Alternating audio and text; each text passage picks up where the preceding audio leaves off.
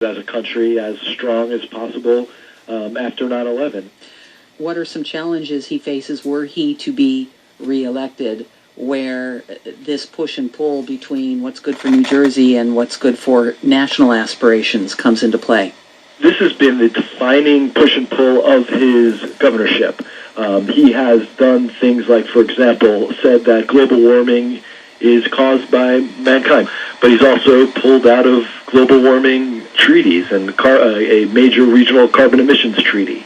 He's offered rhetoric that appeals to a more moderate blue New Jersey base, but his policies have often, on paper, been pretty conservative that could appeal to those in a Iowa caucus, for example.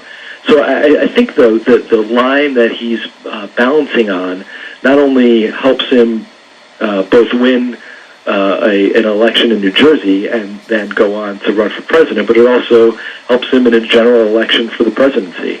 But I think that maybe the most challenging of those three elections, you got the governor's race, you got a primary, and you got the general election for president potentially. The most challenging might very well be a Republican primary where he faces people like Rand Paul saying what they said this week, responding to his attacks on him for his comments on security. Really, though, Rand Paul? I mean, wouldn't Christie be better to pick pre-primary fights with somebody like Marco Rubio in Florida? that you would think, because Rubio would seem like the bigger name and the bigger obstacle. I think it makes sense for Christie to separate himself and distinguish himself by kind of anointing himself to the top of the more moderate wing of the Republican Party at this point. And certainly we know Governor Christie to be a person who does not shy away from a good fight. That he does love a good tangle, whether it's with Republicans, Democrats, or reporters.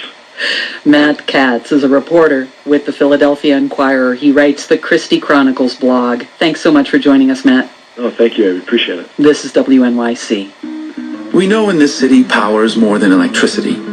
It's getting the facts and knowing how to use them. That's why WNYC gives you perspectives on the news as unique as the times we live in. We tackle complex issues and extraordinary events. We connect you to the latest information and to each other.